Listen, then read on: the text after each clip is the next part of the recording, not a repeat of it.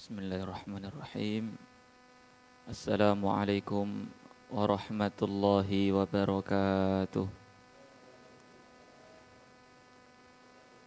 Alhamdulillah, wassalatu wassalamu ala rasulillah wa ala alihi wa sahbihi wa mawalah, wa la hawla wa la quwwata illa billah. Ashhadu an la ilaha illallah wahdahu la syarika lah, wa ashhadu anna Muhammadan abduhu wa rasuluh. Allahumma salli wa sallim wa barik ala sayyidina Muhammadin wa ala alihi wa sahbihi ajma'in wa sallama tasliman katsira, amma ba'd.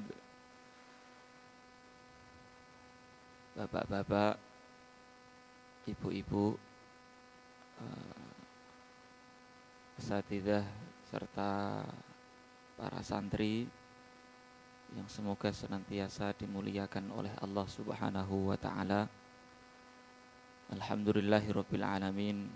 Segala puji hanya milik Allah, Rabb semesta alam, yang tak henti-hentinya memberikan karunia-Nya kepada kita. Di antara karunia tersebut kita bisa hadir di majelis yang mulia ini.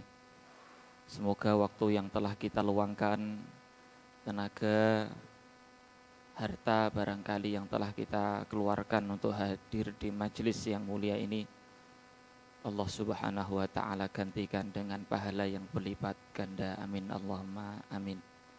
Salawat serta salam semoga senantiasa tercurah limpahkan kepada suri tauladan kita, Nabi Yuna Muhammad sallallahu alaihi wasallam, serta kepada keluarga beliau, para sahabat beliau, dan umat yang senantiasa istiqomah mengikuti sunnah-sunnah beliau hingga hari kiamat kelak.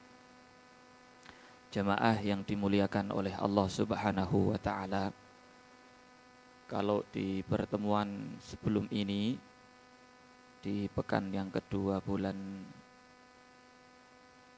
Oktober, kita mengkaji awal surat dari surat Bani Israel atau surat Al-Isra, dan itu berkaitan dengan keutamaan, di antara keutamaan Palestina, atau lebih umumnya, lebih luasnya lagi adalah Syam. Maka di pertemuan kali ini kita akan mengkaji, membahas tafsir surat Al-Hasyr. Cuman 2 ayat yang pertama saja, okay?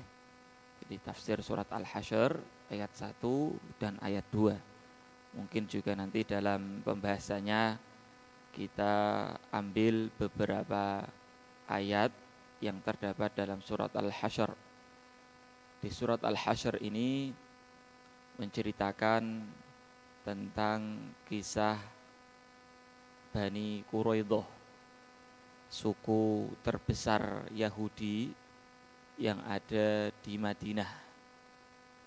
Jadi nama Al-Hasyr itu artinya adalah pengusiran.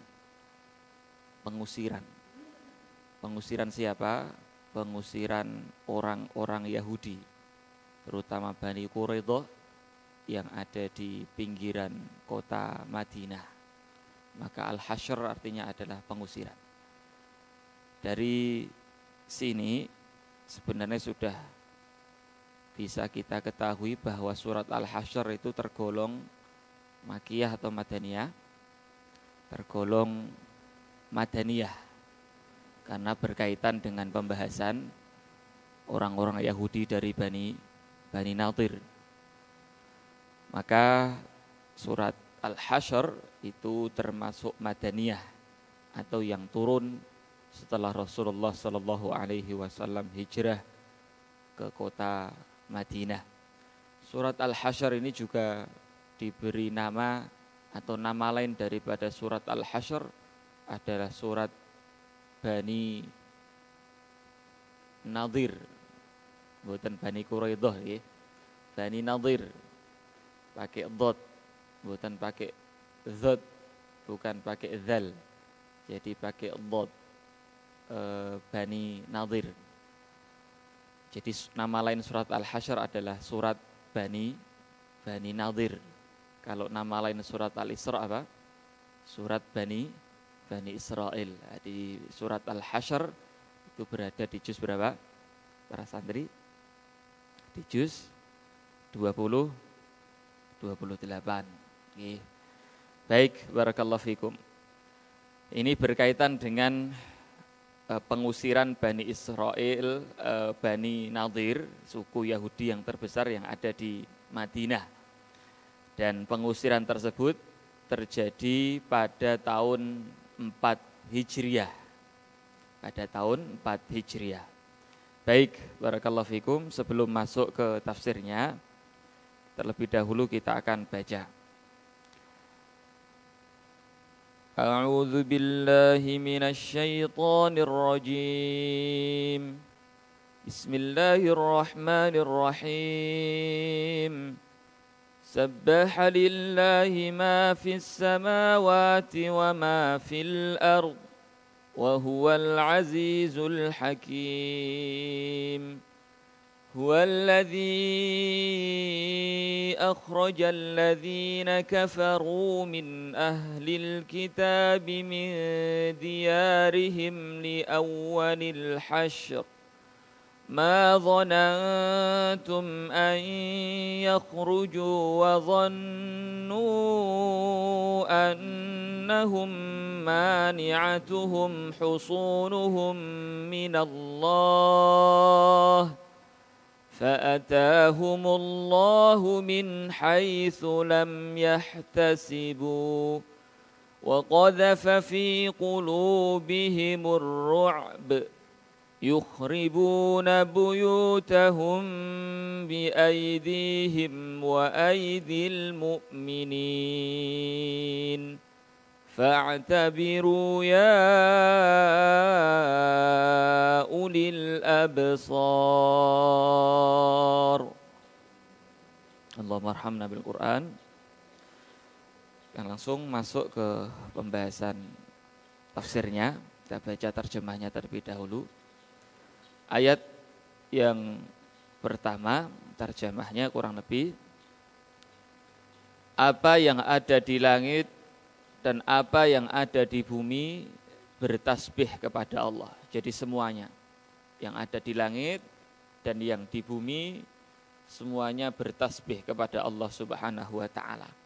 Burung-burung yang kita dengar suaranya seperti pagi hari ini, itu pun mereka bertasbih kepada Allah Subhanahu wa taala. Pepohonan yang kita lihat seakan mereka tidak bersuara, tapi sesungguhnya mereka pun bertasbih kepada Allah Subhanahu wa taala. Bumi tanah yang kita pijak, mereka diam, mereka pun bertasbih kepada Allah Subhanahu wa taala. Maka tidak ada sesuatu pun yang berada di langit dan yang berada di bumi, melainkan mereka semua bertasbih kepada Allah Subhanahu wa taala. Hanya kita tak tahu bagaimana kemudian mereka bertasbih kepada Allah Subhanahu wa taala. Tentu masing-masing mereka punya cara untuk bertasbih kepada Allah, mensucikan Allah Subhanahu wa taala. Kalau tasbih kita ucapkan subhanallah, subhanallah, itu tasbih kita. Walaupun ada juga kemudian tasbih dengan ucapan, dengan hal kita, dengan anggota tubuh kita, dengan perbuatan kita, yaitu kita menghindari kesyirikan kepada Allah Subhanahu wa taala. Kemudian ayat yang pertama ditutup dengan wa huwal azizul hakim. Allah Maha perkasa lagi Maha bijaksana, menunjukkan bahwa kekuasaan Allah Subhanahu wa taala tidak kemudian menyebabkan Allah zalim kepada para hambanya. Kenapa? Karena Allah Subhanahu wa taala memiliki sifat bijaksana. Maka Allah Subhanahu wa taala tidak mungkin berlaku zalim. Kalau kemudian kita terkadang merasa seakan Allah berbuat zalim, seakan Allah tidak memutuskan ketetapannya sesuai dengan apa yang kita maui, sesuai dengan apa yang kita inginkan, maka perlu kita bertobat kepada Allah. Karena prasangka kita kepada Allah akan hal-hal yang kurang, itu pasti salah. Karena maha perkasanya Allah Subhanahu wa taala juga kemudian disempurnakan dengan maha bijaksananya Allah Subhanahu wa ta'ala. Dan menunjukkan bahwa innallaha ala kulli syai'in qadir, dengan maha keperkasaannya Allah Subhanahu wa ta'ala, Allah mampu melakukan segala sesuatu, termasuk yang tidak mungkin secara perkiraan kita. Kalau kita fikir-fikir tidak akan mungkin Yahudi itu kalah. Kalau difikir ketika itu orang-orang Islam ketika itu mereka berpikir bahwa tidak mungkin Yahudi itu bisa keluar dari tempat mereka. Apalagi mereka punya benteng yang kokoh, bukan sebagaimana tembok kita hari ini yang hanya berlapiskan bata, bebatuan, tipis. Sedangkan benteng mereka sungguh sangat tinggi dan kemudian besar. Jadi ketika itu orang-orang Islam pun tidak yakin. Mereka merasa tidak mungkin kalau orang-orang Yahudi bisa terusir dari tanah mereka. Tetapi atas kekuasaan Allah Subhanahu wa ta'ala semuanya itu mungkin. Dan di dalam pengusiran yang pertama yang disebutkan dalam surat Al-Hasyr, akhirnya kemudian mereka meninggalkan kota Madinah dan berpindah ke Khaybar. Nanti di surat yang atau di ayat yang kedua disebutkan li awwalil hasyr, untuk pengusiran yang pertama. Di awalil hasyr, untuk pengusiran yang pertama menunjukkan bahwa pengusiran mereka bukan sekali tetapi 2 dan 3 kali pengusiran terhadap orang-orang Yahudi nanti. Maka sebenarnya ini kisah tentang pengusiran Bani Quraidah. Maka saya harap jenengan tidak ngantuk. Oke, biasanya kalau didongengin, ini bukan dongeng karena cerita fakta. Dan jelas sekarang disebutkan dalam Al-Quran. Tidak perlu kita ragu tentang pengusiran Bani Nadir. Apunten kalau keliru Bani Quraidah. Bukan Bani Quraidah tapi Bani Nadir. Jadi ada 3 suku di Madinah. Dari kalangan Yahudi. Ada namanya yang terbesar itu Bani Nadir yang kita akan bahas. Berikutnya ada suku Bani Quraidah. Dan yang ketiga ada Bani Qunaiqa. Semuanya mereka berada di Madinah. Bani Quraidah juga sudah terusir dan Bani Nadir juga kemudian diusir. Hanya pertama kali pengusiran Yahudi adalah Bani Nadir karena mereka telah melanggar janji mereka kepada Nabi Muhammad SAW. Baik, selesai yang pertama. Sebenarnya dalam tafsirnya panjang lebar karena kisah. Maka kami tidak membaca, kami ambil intisarinya. Nanti bisa jenengan rujuk sendiri dalam tafsir Syekh As-Sa'di, Taisirul Karimir Rahman. Baik, barakallahu fikum.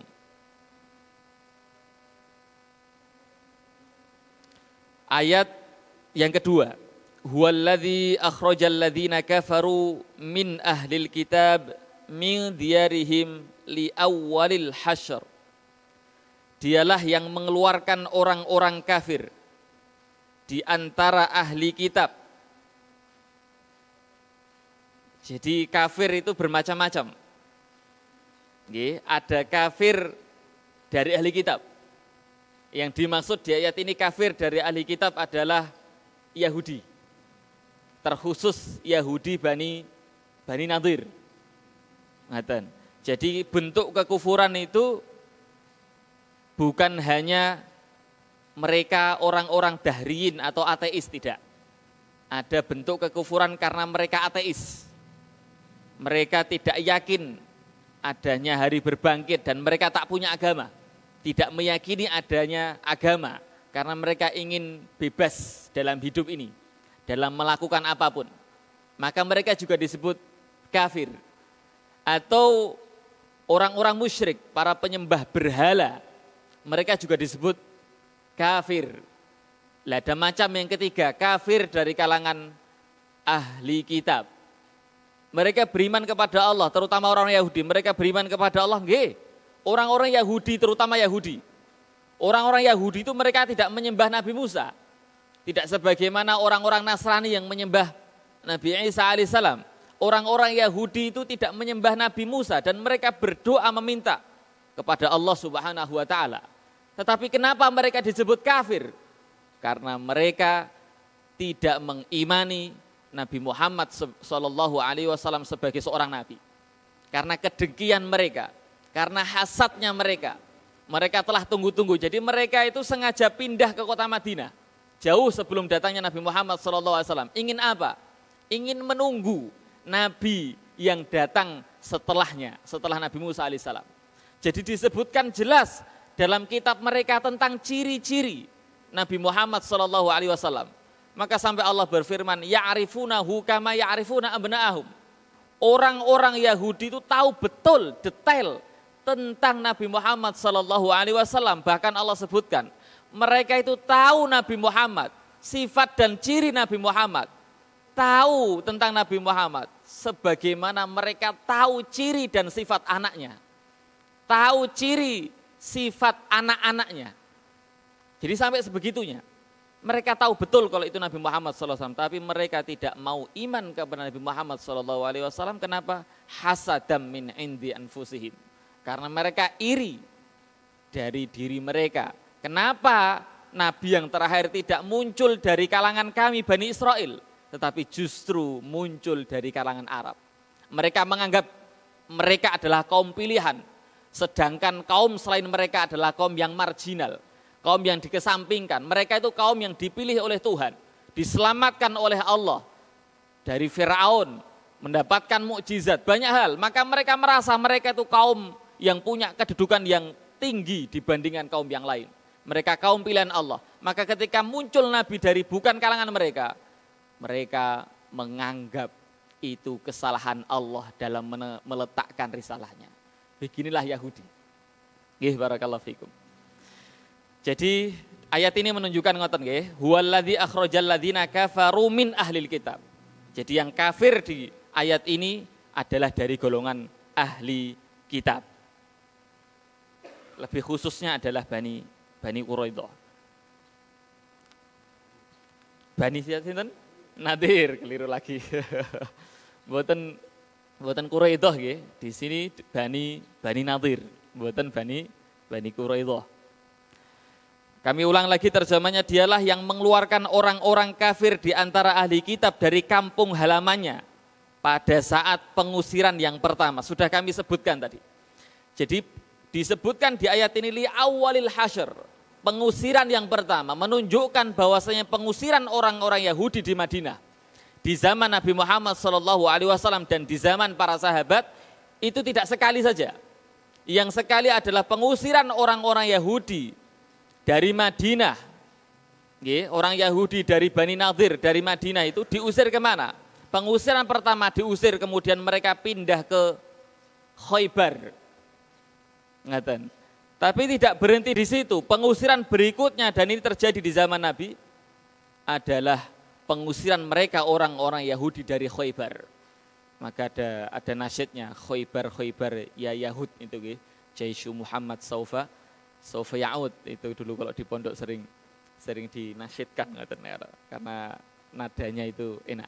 Khaybar ya Yahud, Jaisyu Muhammad Saufa Ya'ud, itu kalau sambil lari kan lebih semangat karena mengingatkan tentang peristiwa pengusiran orang Yahudi yang kali kedua.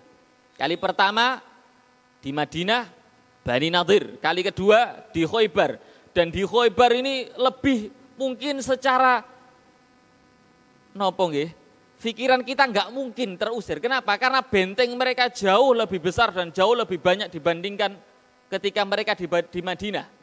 Benteng mereka menurut beberapa riwayat di Khaybar itu ada yang mengatakan 6, ada yang mengatakan 9, ini lapis 9. Tapi mereka pun terusir. Dan barakallahu fikum. Pengusiran ketiga kapan, Tat? Pengusiran ketiga adalah di zaman Umar bin Khattab radhiyallahu anhu, ketika kemudian beliau mengultimatum, memerintahkan agar seluruh Yahudi yang berada di Jazirah Arab itu dikeluarkan. Jadi tidak ada di zaman Umar itu Yahudi yang berada di Jazirah Arab. Bukan kemudian Umar bin Khattab zalim kepada mereka, tapi karena liciknya mereka, karena kebusukan hati mereka yang suka kemudian melakukan pelanggaran terhadap ketetapan yang telah mereka ikut serta dalam memutuskannya. Baik Bapak-bapak, Ibu-ibu, para asatidz serta para santri sekalian. Saya harap tidak ngantuk nih. Ini baru awal mula lagi. Baik, peristiwa pengusiran Yahudi Bani Nadir itu terjadi tahun 4 Hijriah. Sebelumnya ketika Rasulullah SAW datang ke kota Madinah, maka termasuk langkah awal yang beliau lakukan untuk menguatkan kota Madinah dari ancaman musuh dari luar adalah beliau membuat kesepakatan, perjanjian dengan penduduk kota Madinah terutama Yahudi. Kenapa Yahudi? Karena memang yang menguasai yang sangat kuat secara ekonomi di Madinah ketika itu adalah Yahudi. Dan memang sejak dulu Yahudi itu menguasai ekonomi sampai hari ini. Bahkan sistem riba itu pun muncul dari mana? Yahudi, mereka yang menciptakan. Jadi memang nopo nggih, bisnis mereka itu menggurita. Ini mencekam semuanya. Memegang semuanya. Di Madinah itu yang punya kebun paling banyak, kebun kurma adalah Yahudi. Maka Rasulullah mengikat perjanjian dengan mereka yang disebut piagam Madinah. Jadi dalam piagam tersebut menyepakati bahwa kita sama-sama menjaga kota Madinah ini dari musuh. Ketika ada musuh, maka kita bersama-sama untuk melawan mereka. Dan kita tidak boleh kemudian bersepakat dengan musuh di luar kota Madinah. Namun kesepakatan tersebut dilanggar oleh Yahudi. Singkat cerita, pernah Rasulullah SAW itu datang ke Bani Quraidah, datang ke Bani Nadir, datang ke Bani Nadir. Untuk apa? Untuk minta bantuan kaitan dengan diat. Karena ada dari kaum muslimin yang membunuh orang kafir. Ada dari kaum muslimin ada yang membunuh orang kafir. Dan itu karena salah perkiraan. Dikira itu termasuk kalangan orang kafir yang membunuh. Ini peristiwa bermula daripada ketika Rasulullah mengirim 70 qurra niku nggih, yang masyhur kisahnya. Rasulullah mengirim 70 qurra, para penghafal Quran untuk berdakwah. Maka kemudian ketika mereka sampai di sebuah tempat namanya Bi'r Ma'unah kalau nggak salah nggih, kemudian 70 qurra ini dibantai. Tersisa satu masih hidup. Maka kemudian beliau lari. Ketika lari tengah perjalanan itu ada orang kafir. Dikira mereka itu bagian daripada yang membantai 70 qurra itu. Akhirnya kemudian dibunuh oleh sahabat tadi. Maka kemudian kembali ke Rasulullah, ternyata salah. Mereka tidak termasuk orang yang membunuh. Maka kemudian ditetapkanlah diat. Rasulullah SAW ketika itu tidak mampu, maka diat tersebut ditanggung bersama. Maka Rasulullah minta bantuan kepada Yahudi karena secara ekonomi mereka mapan. Akhirnya Rasulullah datang ke Bani Nadir untuk minta bantuan agar ikut serta dalam menanggung diat tersebut. Maka ketika Rasulullah menyampaikan kepada Yahudi, pemimpin Yahudi mengatakan, iya wahai Abul Qasim, kami akan membantumu wahai Abul Qasim. Jadi panggilan mereka kepada Rasulullah bukan Muhammad, tetapi apa? Abul Qasim, bapaknya Al Qasim. Karena memang salah satu putra Nabi namanya adalah Al Qasim. Maka kemudian mereka berembuk dan masuk ke benteng. Rasulullah berada di luar benteng. Maka kemudian muncullah keinginan buruk mereka. Mumpung Nabi di sini, bagaimana kalau kita bunuh saja dia? Ini liciknya Yahudi. Maka kemudian ada di antara mereka siapa yang siap untuk membunuhnya. Ada di antara mereka yang angkat tangan, aku siap. Namun sebelum itu terjadi, sebelum keinginan itu mereka lakukan, ada di antara pembesar mereka yang yakin Muhammad pasti akan dikabari, diberitahu oleh Tuhannya akan keburukan yang kalian lakukan. Betul, sebelum itu terjadi, Allah Subhanahu wa taala melalui malaikat Jibril alaihissalam datang kepada Nabi Muhammad SAW memberitahukan bahwa engkau akan dibunuh oleh Yahudi. Maka pergilah dari sini. Maka kemudian Yahudi itu mengangkat ruha niku napa nggih? Batu yang digunakan untuk menggiling napa? Lek zaman itu giling napa? Padi yang mboten jagung ana boleh. Giling napa? Gandum, nggih, giling gandum.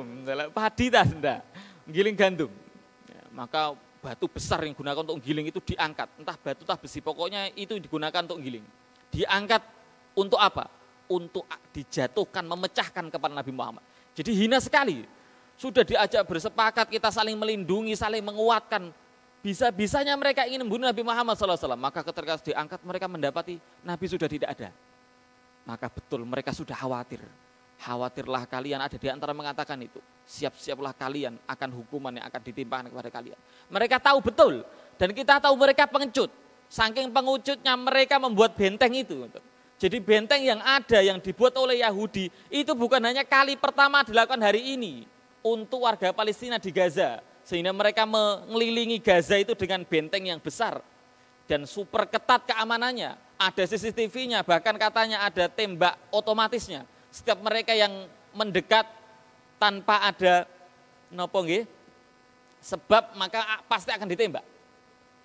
Ditambah lagi ada nopo? Iron Dome. Jadi itu menunjukkan bukan menunjukkan kuatnya mereka, tidak, tapi nopo? Menunjukkan pengecutnya mereka. Bahkan nanti dijelaskan pula dalam Al-Quran di ayat ini. Apa ayatnya? Di surat Al-Hasyr juga nanti bisa dilihat, dicek. La yuqatilunakum jami'an illa fi quram muhassanatin aw min wara'i judur. Itu Yahudi. Mereka orang-orang Yahudi tidak akan pernah mungkin memerangi kalian dalam keadaan bersama-sama. Tidaklah mereka memerangi kalian kecuali min wara'i judur. Dari belakang tembok mereka. Dari belakang benteng mereka, itu Yahudi sejak dulu sampai sekarang. Karena pengecutnya mereka. Ngaten barakallahu fikum. Maka kalau kemudian mereka berani perang darat, paling di dalam tank. Nggih mboten? Nah, tank itu pun kemudian mereka akhirnya mati terpanggang di dalamnya. Dan sampai sekarang mereka tak mampu merebut kota Gaza. Sampai sekarang. Jadi pun kalau mereka berani paling nggih ditemani apa? Tentara Amerika. Begitu faktanya kan? Ngoten. Karena memang pengecut mereka, beraninya ngoten, pakai pesawat ngebom balik meneh, balik begitu. Itu sejak dulu ngoten. Kita kembali ke pengepungan tadi nggih. Kembali ke tadi, ketika kemudian mereka membuat makar ingin membunuh Nabi, kemudian Allah sampaikan kepada Nabi tentang keinginan buruk mereka. Rasulullah kembali ke kota Madinah dan Rasulullah mengajak para sahabat kemudian untuk apa? Untuk mengepung Bani Quraidah. Ini menunjukkan ketegasan Nabi. Jangan kemudian cerita-cerita semacam ini kita tiadakan, kita sampaikan kepada murid-murid kita, tidak kita sampaikan kepada jamaah kita. Kenapa? Karena takut kalau seakan Nabi Muhammad tidak rahmatan lil alamin. Bukankah Nabi kemudian rahmatan lil alamin sebagaimana firman Allah, wa ma arsalnaka illa rahmatan lil alamin. Tidaklah kami utus engkau wahai Muhammad kecuali untuk rahmat semesta alam. Selalunya dipahami rahmat itu beliau selalu kasih sayang. Ketika dipukul pipi kanan, berikan pipi kiri, selalu begitu. Tidak.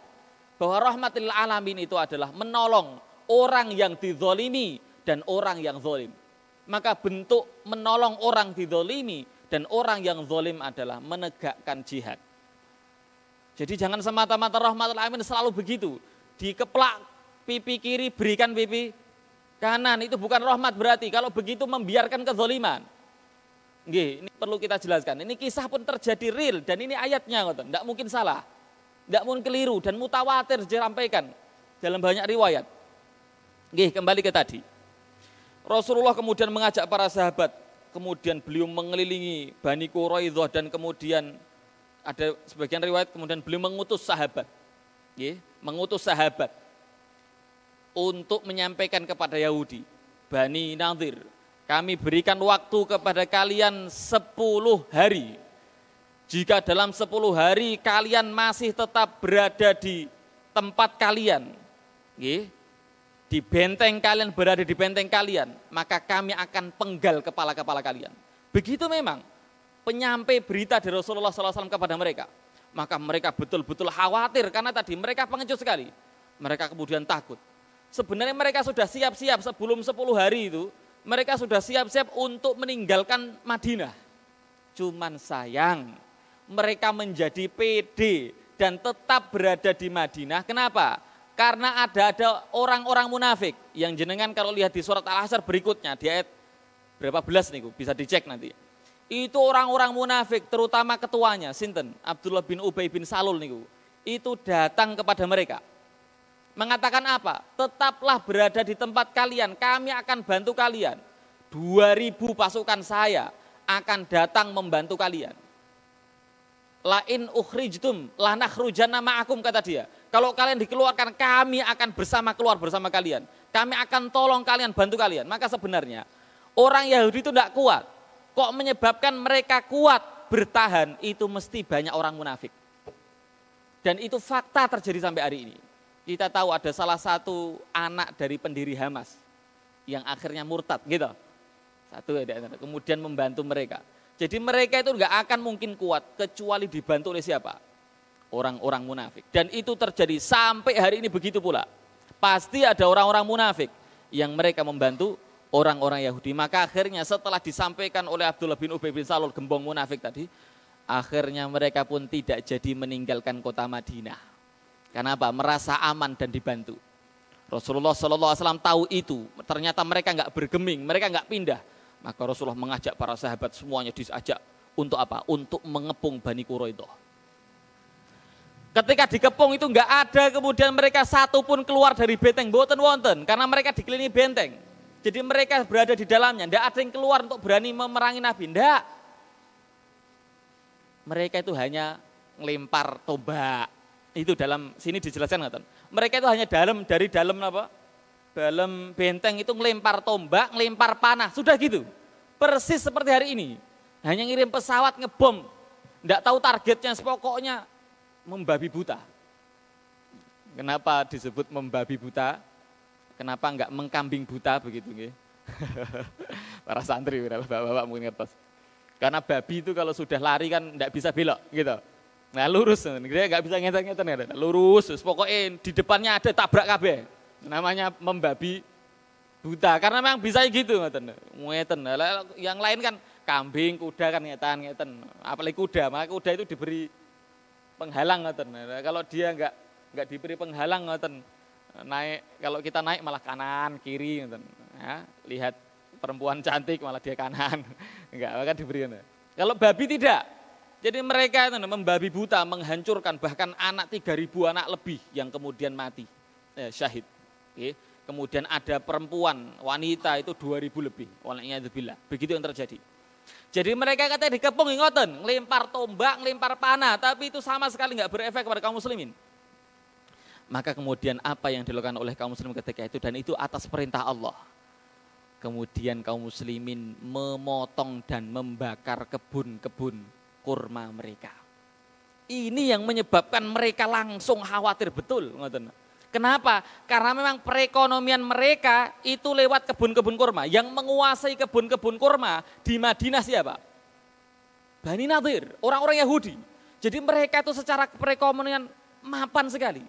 Tidak cukup secara perekonomian, termasuk senjata. Mereka itu pembuat senjata. Sejak dulu zaman Nabi mereka pembuat senjata. Sampai sekarang, enggak. Bahkan senjata-senjata mereka itu terkenal di dunia. Paling canggih, Iron Dome dan sebagainya. Tapi semua berada di bawah kekuasaan Allah. Jadi mereka sejak dulu memang pembuat senjata, ahli mereka itu. Cuman sayangnya apa? Pengecut. Maka senjata-senjata mereka pakai untuk apa? Untuk melawan kaum muslimin, karena pengecutnya mereka tadi. Dan kurma-kurma mereka tidak berada dalam benteng, tapi di luar benteng. Nah, termasuk sahabat yang menjadi, bahasanya mboten saya buruh mboten, termasuk menjadi pekerja di kebun-kebun kurma orang Yahudi nggih, Salman Al-Farisi. Jadi Salman Al-Farisi itu sahabat yang kerjanya di kebun Yahudi. Boleh tak? Boleh saja. Ngoten boleh. Maka Salman Al-Farisi. Maka ketika Yahudi itu enggak bergeming, tetap berada di tempat mereka, akhirnya Rasulullah dan para sahabat itu memotong pohon-pohon kurma mereka dan membakarnya. Walaupun sebagian tidak, itu ada dalam ayat maqata'tum millinatin. Jenengan bisa cek di surah Al-Hasyr. Maqata'tum millinatin aw taraktumuha qa'imatan ala usuliha fa biiznillah wa liyukhziyal fasiqin. Tidaklah kalian potong pohon-pohon kurma itu dan kemudian kalian bakar. Atau kalian biarkan pohon-pohon kurma itu kecuali itu atas izin Allah. Dan ketika itu terjadi, ketika dipotong, maka orang-orang Yahudi itu menyeru. Kalian katanya tidak zalim. Kalian katanya tidak memotong pohon, Kalian datang untuk rahmat segala alam, kenapa kalian memotong? Jadi saking khawatirnya mereka mengatakan itu, takut sekali. Kenapa? Karena tadi itu sumber ekonomi mereka. Khawatir sekali. Akhirnya kemudian setelah itu terjadi, mereka pun sudah berkemas-kemas untuk meninggalkan kota Madinah. Itu caranya. Jadi ekonominya dirusak, akhirnya mereka khawatir dan takut sehingga kemudian mereka pergi meninggalkan kota Madinah. Baik, kita lanjutkan. Ma dzanantum ayyakhruju. Kata Allah Subhanahu wa taala, ini mengisahkan bagaimana kondisi kaum muslimin ketika itu. Kamu tidak menyangka, kata Allah. Kalian wahai orang-orang yang Islam, mukmin, Rasulullah dan para sahabat, kalian tidak akan menyangka, kalian tidak mengira an yakhruju, kalau mereka atau bahwa mereka itu akan keluar. Ngaten. Jadi sebenarnya sejak awal nggak mungkin lah kita itu bisa mengusir Yahudi dari tempat mereka. Kalau kita manjat benteng mereka, kita pasti akan dibunuh. Pokoknya nggak mungkin karena benteng mereka begitu kuat. Nggih. Jadi kalau pakai batu untuk nggak bisa, karena nggak sebagaimana tembok kita hari ini tebal sekali. Ngaten barakallahu fikum. Jadi kaum muslimin sampai nopo nggih? Ya wajar manusiawi lah ya. Sebagaimana kita hari ini, nggak mungkin lah Hamas itu gitu. Nggak mungkin lah Palestina bisa, tapi nyatanya ngoten loh. Bisa menembus sampai jantung negara mereka ngoten. Sampai ke Tel Aviv juga kan ngoten. Jadi begitulah kaum muslimin ketika itu di zaman itu. Mereka nggak menyangka kalau bisa Kalau bisa membuat Yahudi itu keluar dari rumah mereka. Dan tambah satu lagi, wa dzannu annahum mani'atuhum husunuhum minallah. Plus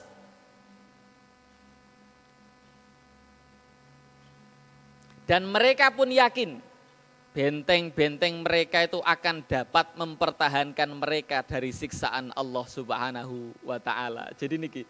Dan ini pun kemudian diinfokan, disebarluaskan kepada semuanya.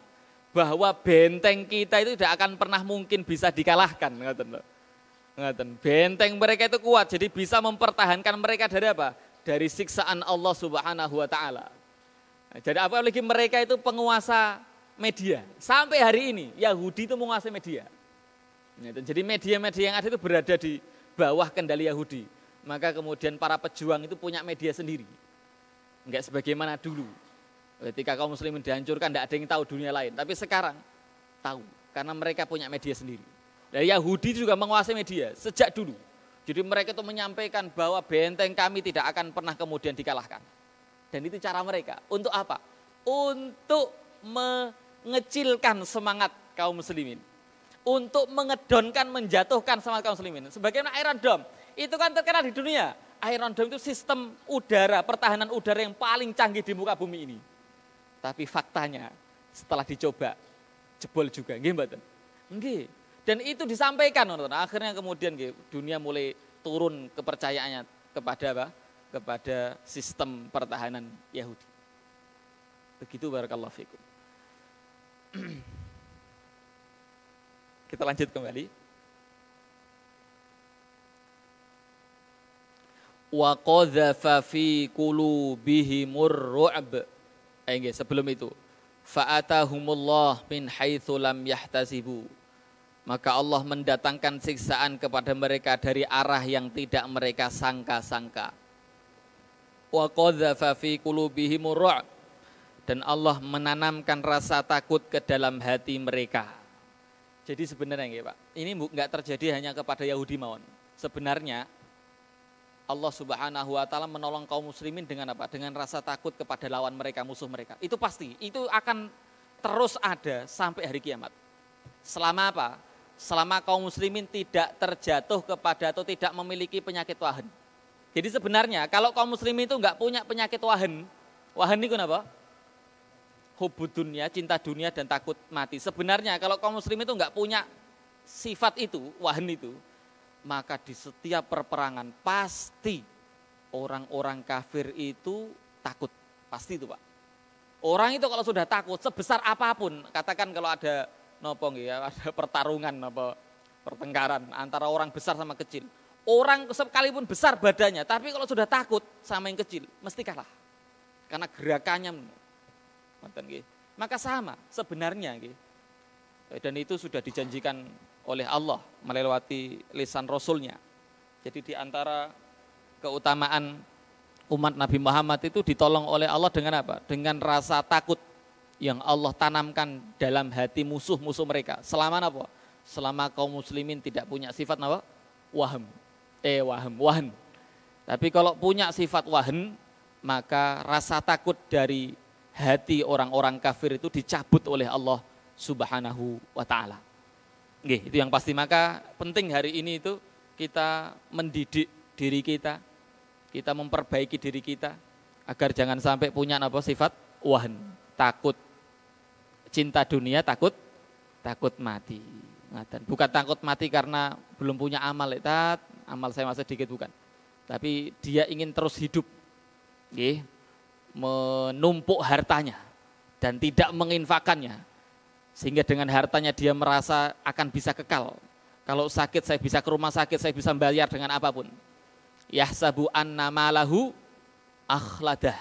Dia mengira bahwa dengan hartanya itu dia bisa kekal, tambah hidupnya, tambah panjang umurnya. Nauzubillah tsumma nauzubillah. Maka akhirnya dia takut mati.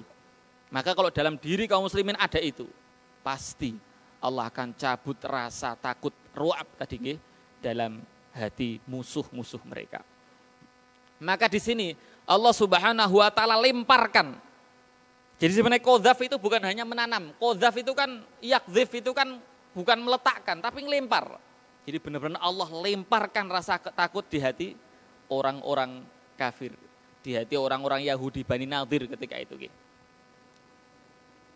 Kita lihat, sampai saking takutnya mereka, apa yang mereka lakukan? Niki ayatnya luar biasa nih. Yukhribuna buyutahum biaidihim wa aidil mu'minin. Saking takutnya mereka itu napa? Yukhribuna buyutahum. Sehingga memusnahkan rumah-rumah mereka dengan tangannya sendiri. Wa aidil mu'minin, dan dengan tangan orang-orang mukmin. Jadi saking takutnya mereka itu, orang Islam tidak perlu lagi kemudian, akhirnya kemudian tambah menghancurkan. Tetapi awal mula hancurnya rumah-rumah mereka itu bukan dengan tangan kaum muslimin, tapi dengan tangan siapa? Tangan orang-orang Yahudi itu sendiri. Jadi mereka merusak rumah-rumah mereka tanpa diawali oleh kaum muslimin.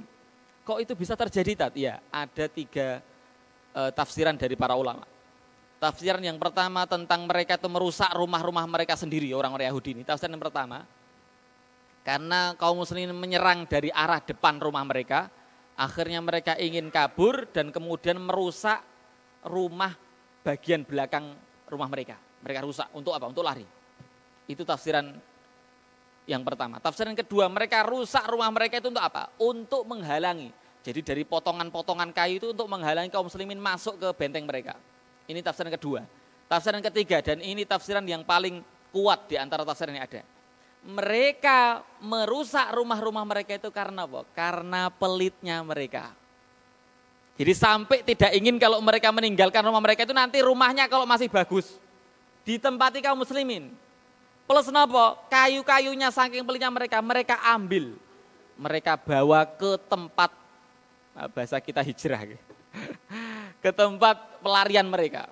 Jadi sampai saking pelitnya itu saya ingatkan, sampai hartanya. Dan Rasulullah SAW mengultimatum bahwa kalian boleh membawa apapun yang bisa dibawa oleh unta kalian kecuali senjata. Jadi itu syarat dari Rasulullah. Kalian boleh pergi meninggalkan Madinah ini, membawa apapun yang bisa dibawa oleh unta kalian selain harta. Maka kayu-kayu rumah mereka diangkat, Pak, saking pelitnya. Tapi senjata tidak boleh. Dan mereka, saya sampaikan ulang, mereka itu ahli membuat senjata. Senjatanya disuruh ninggal oleh Rasulullah SAW agar mereka tak punya senjata. Agar mereka kalau berada di tempat mereka itu Rasulullah punya waktu untuk menyusun kekuatan. Karena kalau kemudian mereka membawa senjata mereka, mereka bisa jadi kemudian menyusun kekuatan, kemudian segera berbalik arah menyerang Rasulullah dan para sahabat. Walaupun itu mungkin kemungkinan kecil. Tetapi itu senjata ditinggalkan. Maka ada yang menarik, ketika waktu mereka meninggalkan Madinah itu, ada pembesar dari Yahudi itu membawa emas dan peraknya. Yang paling banyak emasnya, dikantongi, jadi nggak ada yang ditinggal emasnya, dibawa banyak kantongnya, sambil dia mengatakan ngeten, dan ini jadi pelajaran kita. Sambil menenteng emas banyaknya itu, kemudian dia menyampaikan kepada masyarakat, sesungguhnya kami mengangkat dan menjatuhkan dunia ini dengan ini. Jadi orang Yahudi itu paham betul, dan sampai sekarang makanya menguasai emas sinten? Yahudi. Freeport itu yang menguasai sinten? Di Amerika, tapi di baliknya sinten? Yahudi. Bukankah Freeport, ngerti Freeport nggih? Santri ngerti Freeport? Wallahu alam Ustaz. Rahasia ilahi itu. Freeport yang ada di mana? Papua. Itu yang ngeruk sinten? Amerika, tapi di belakangnya sinten? Yahudi. Jadi sebenarnya yang menguasai emas hari ini sinten? Yahudi. Jadi dia mengatakan sambil bawa emas itu, dengan inilah kami akan mengangkat dan menjatuhkan dunia ini.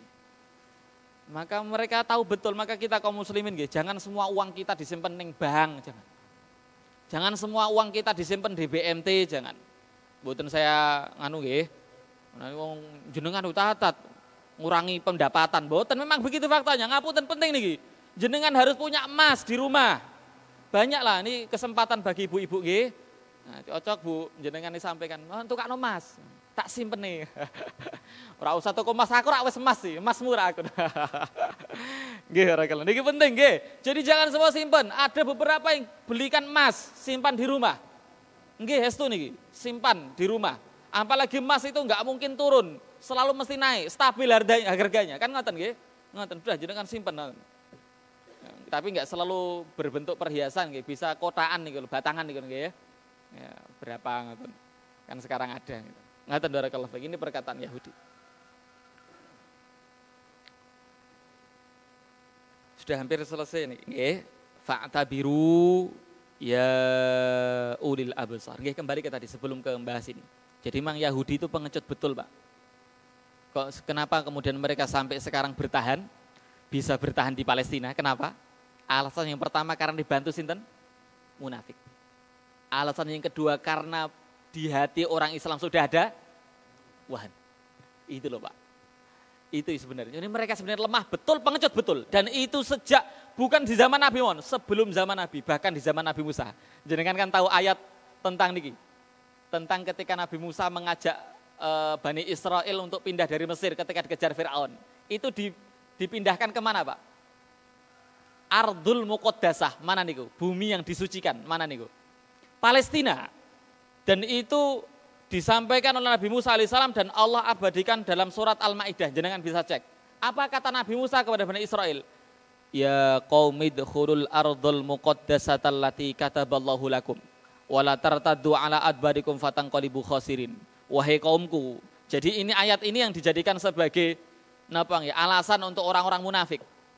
Bahwa memang ardul muqaddasah, tanah yang disucikan. Di Al-Quran nggak pernah disebut Palestina, nggak pernah. Tapi selalu menggunakan ardul muqaddasah. Kalau tidak ardul mubarakah, barokna haulahu, itu selalu menggunakan itu. Jadi nama Palestina itu tidak ada di Quran. Tapi menggunakan kata yang sangat istimewa. Napa? Muqaddasah, bumi yang suci, bumi yang penuh dengan barokah, itu Palestina. Jadi Nabi Musa setelah pergi dari Mesir itu, wahai kaumku, kalian masuklah kepada bumi yang disucikan, yaitu Palestina. Jangan kalian berbalik ke belakang.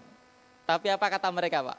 Niki kata mereka sangat Naudzubillah. Kalau kita mungkin hari ini mendengar kata itu mungkin sangat kegremet lah bahasa Jawa yang Jepara, kegremet. Kata mereka ngeten. Qalu ya Musa inna lan nadkhulaha hatta yakhruju minha.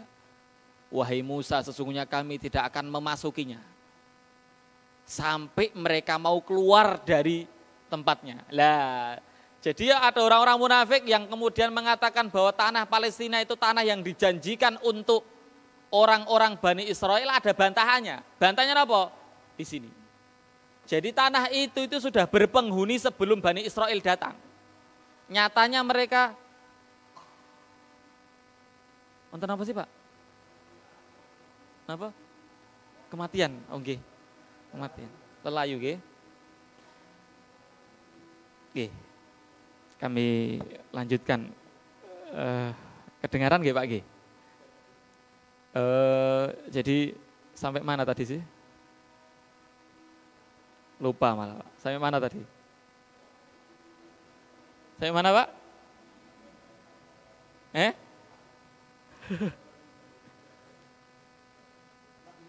Oh Nabi Musa, nggih. Berarti mboten ngantuk jenengan. Nggih. Kami nggak akan masuk ke sana sampai mereka keluar. Sinten yang keluar? Qalu ya Musa inna, apunten keliru. Qalu ya Musa inna fiha qauman jabbarin. Wahai Musa, di dalam tanah yang suci itu ada kaum yang jabbarin. Kaum yang kemudian sewenang-wenang. Wa inna lan nadkhulaha hatta yakhruju minha. Kami nggak akan masuk sampai mereka keluar. Nah, itu singkatnya nggih. Berikutnya ada qala rajulani, sudah langsung masuk ayat berikutnya. Apa yang mereka katakan, Pak? Qalu ya Musa inna lan nadkhulaha abadan ma damu fiha. Pokoknya kami selamanya saklawase enggak akan mau masuk, padahal perintah nabinya, Pak. Kemudian apa yang mereka katakan? Ini naudzubillah min dzalik, Pak. Kata mereka ngaten. Idhab anta wa rabbuka faqatila inna hahuna qaidun. Pergilah kamu dan Tuhanmu. Ini rak napa nggih, Pak? Wis pokoke naudzubillah min dzalik. Kamu pergilah sama Tuhanmu, berperanglah. Kami tak di sini nunggu. Nih kayak kurang ajar sih Pak. Kue karo Tuhanmu lu ngao, perangono mereka, kami tak nunggu di sini. Inna hahuna qaidun. Ini menunjukkan pengecutnya mereka Pak. Maka ada ayat yang lain, la antum asyaddu rahbatan fi sudurihim minallah. Kalian wahai orang yang Islam itu lebih ditakuti oleh Yahudi dibanding Allah. Jadi mereka takutnya kepada orang Islam dengan takutnya kepada Allah. Lebih takut mana? Takut kepada orang Islam dibanding takut kepada Allah. Itu Yahudi Pak. Sampai mereka merintah, pergilah kamu dan Tuhanmu berperang, kami tak di sini. Itu Yahudi. Dan sifat mereka itu melekat betul sampai hari kiamat. Ngeten, saya pernah nyampaikan ngeten, kemudian ada yang nyampaikan begini, enggak, kalau Yahudi yang sekarang di Palestina itu Zionis. Tak sampaikan nggih, betul, Zionis itu lebih parah, betul. Zionis itu kan muncul tahun 1900-an. Ya mereka memang lebih parah enggih, tapi ngapunten Pak, sifat dasar mereka orang-orang Yahudi meskipun enggak Zionis itu memang begitu, ngoten loh. Jadi sekalipun sebelum tahun 1900-an Masehi, sebelumnya mereka punya sifat dasar napa niku? Bangkang kepada Allah. Walaupun ada 1, 2, 3 glitir lah yang kemudian keimanan mereka betul kepada Allah, tapi tetap enggak beriman kepada Nabi Muhammad SAW. Secara umum sifat mereka itu, sekalipun nggak Zionis, apalagi Zionis yang sekarang berada di Israel. Mereka betul-betul membangkang kepada Allah. Jadi takutnya kepada orang Islam itu lebih takut kepada orang Islam dibandingkan kepada Allah Subhanahu Wa Taala. Lebih lanjut jenengan bisa baca surat Al-Hasyr. Menarik nih Pak. Surat Al-Hasyr itu ada 3 golongan yang dibahas. Yang pertama Yahudi, yang kedua orang beriman, karena nanti ada muhajirin dan ansor, dan termasuk ciri orang yang bisa mengalahkan Yahudi dan orang munafik itu apa? Mereka menginfakkan harta mereka dan suka ithar. Jadi ithar lebih mengutamakan kebutuhan orang lain. Kalau ada orang lain butuh dia bantu. Ini ciri orang yang akan bisa mengalahkan Yahudi. Dan yang ketiga dan ayat yang paling banyak membahas tentang orang-orang munafik. Jenengan bisa cek Pak, bisa jenengan dalami. Nggih. Makaten barakallahu fikum, maka di surat Al-Hasyr ada 3 golongan ya, Yahudi, mukmin, dan yang terakhir apa? Munafik. Makaten. Barakallahu fikum. Semoga kajian kita pada pagi hari ini ada manfaatnya. Ngapunten jam 5:15 kami tutup ya. Selain subuhnya maju, di sisi lain di pondok ada acara makaten jam 8. Jenengan yang di barangkali ada yang diundang ya. Tahsin surat Al-Fatihah. Ambil sanad surat Al-Fatihah. Dan tamunya sudah datang di pondok, jadi kami izin untuk mengakhiri majelis ini lebih awal. Semoga kajian kita ada manfaatnya, membangkitkan semangat kita untuk lebih Islam, lebih baik, menghindari wahan tadi nggih, agar Allah Subhanahu Wa Taala mampukan kaum muslimin untuk mengalahkan Yahudi yang ada, dan Allah menolong saudara-saudara kita yang ada di Palestina. Amin Allahumma amin. Makaten barakallahu fikum. Atas kekurangan kami mohon maaf. Kita tutup dengan hamdalah dan doa kafaratul majelis. Alhamdulillahirabbil alamin. Subhanakallahumma bihamdika asyhadu an la ilaha illa anta astaghfiruka wa atubu ilaik. Wassalamualaikum warahmatullahi wabarakatuh.